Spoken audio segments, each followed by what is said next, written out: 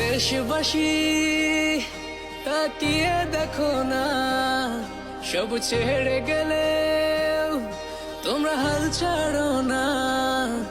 এই বাংলা মায়ের জাত কখনো ভুলবে না, তোমাদের ঋণের প্রতিদান কেউ দিতে পারবে না। সালাম জানালেও তো হয় কম, কিভাবে দেব প্রতিদান?